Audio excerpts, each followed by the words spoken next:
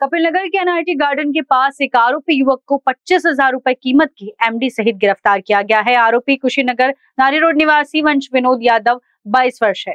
Police team को रविवार की तड़के एनआईटी गार्डन के पास एक संदिग्ध युवक नजर आया। उसकी तलाशी लेने पर 2.48 ग्राम एमडी पाउडर उससे बरामद की गई। इसके कब्जे से एक मोबाइल फोन और एमडी पाउडर समेत कुल पुलिस ने 34,800 रुपए का माल जब्त कर उसे गिरफ्तार किया है।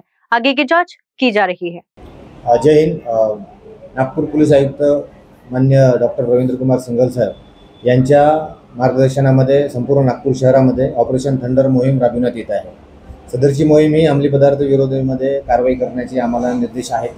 त्या अनुषंगाने आम्ही परवाच्या रात्री वंश विनोद यादव वय 22 वर्ष राहणार काशीनगर हा आम्हाला सस्पेक्टेडरित्या दिसला आणि आम्ही आमच्या पथकाने त्याचा पाठलाग करून त्याला पकडले असता त्याच्या खिशामधून एक एमडी सारखा पदार्थ दिसला आणि त्यामध्ये 2.48 ग्रॅम आणि एक मोबाईल असा एकूण 34,800चा आम्ही मुद्देमाल जप्त केलेला आहे।